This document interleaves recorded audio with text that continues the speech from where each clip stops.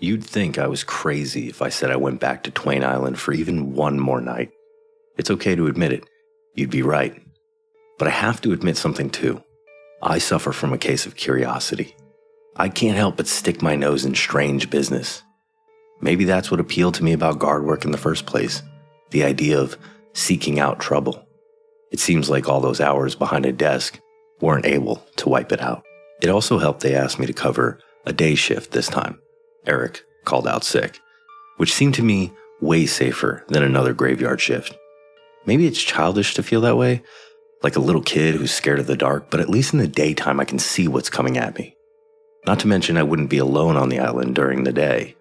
I might even get some answers about what was going on out there if I spied around, talked to the right people, asked the right questions. Just to be clear though, I did ask the employment agency if there were other gigs. Any other gigs. You can see where this is going. Maybe it was the warm sun and knowing I'd be off the island before it went away. Or maybe it was the pocket knife in my back pocket. But when I handed my cell phone over to the guy who ran the dock, I was feeling a bit bold. I asked him if there were any interesting local stories about Twain Island. At first he shrugged it off and said, "Every place has stories." But then he said there was one thing, a story he'd heard more than once, from more than one neighbor, which might be of interest. He said strange lights had been seen on the island, either from the shore or by passing boats. To say the story was disappointing would be an understatement. I told him it was most likely just the flashlights of guards doing their rounds. He nodded and said, "You're probably right." As I was leaving, I heard him mumble, "Pretty stupid to use red flashlights." Out on the dock, Terri, Bernard, and another assistant were by the boat waiting for me to arrive. The captain was on the boat reading a magazine. When he saw me, he put it down and started the engine. Terri smiled and said hi, as did the other assistant, a heavier guy named Miguel. As always, Bernard was a creep and said nothing. That was until we got out on open water and Terri started making some small talk. So you can't stay away, huh? What can I say? Apparently, I need this money stuff to live. She laughed. I was feeling pretty good about myself until Bernard chimed in. That's not all you get out of it. I couldn't stand this guy any longer. I leaned past Terri and asked him what his problem was. Night shifters, he said. Look around. I'm working a day shift. You're still a night shifter. He didn't even want to look me in the eye. I wanted to punch him in his, but Terri got involved and asked what was bothering him. He started spouting some bullshit about fetishes and fascinations with death and all this stuff that he knew a little too much about. Miguel just shook his head and laughed at what Bernard was saying, but Terri, to her credit, did her best to defuse the little creep. By the time we docked, he was calmer, but still not looking my way, which was fine by me. Before he walked off, he turned back to me and said, Do whatever you want to the bodies. Just stay away from me. Terri must have seen that I was about to pounce on him. She got in front of me and pulled me in the other direction, saying she needed some help carrying some heavy boxes. She was clearly appealing to my ego. I decided to drop it. The little idiot wasn't about to ruin my chances with a cute girl. That would be letting him win.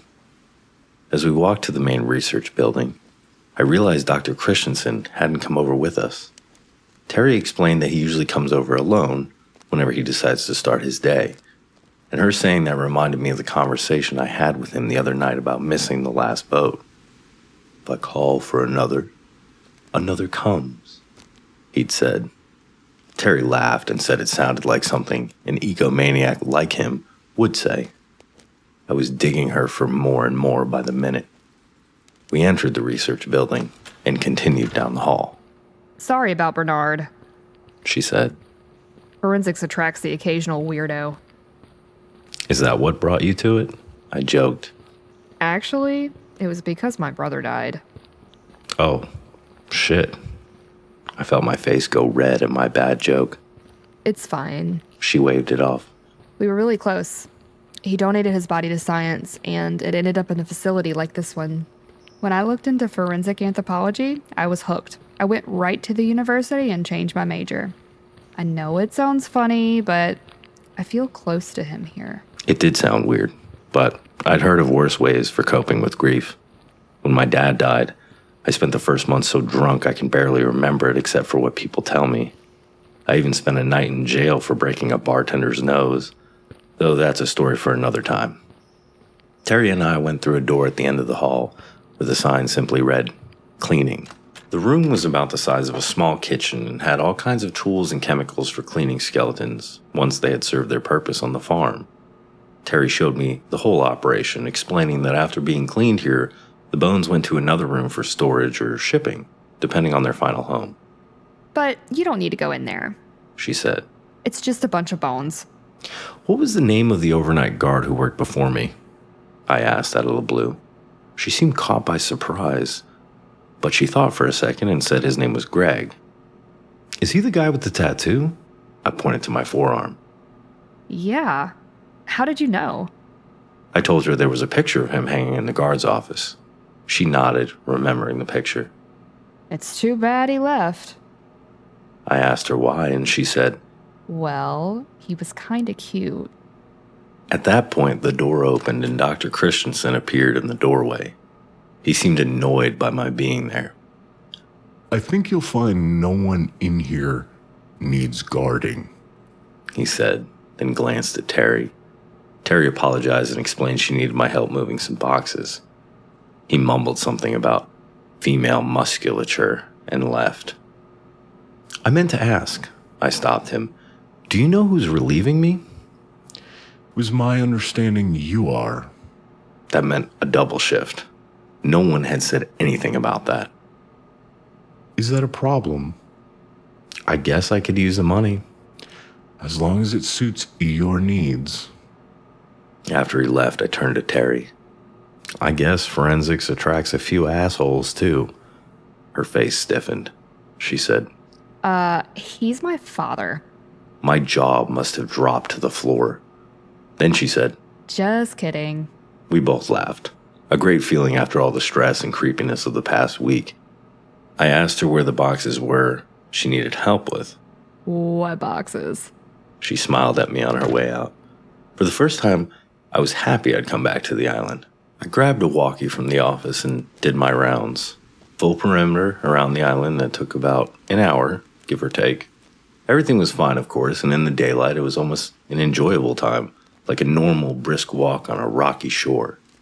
At the high point of the island, I even tried to look down below for the cave opening, but the tide was too high. I was starting to think Eric made that up anyway.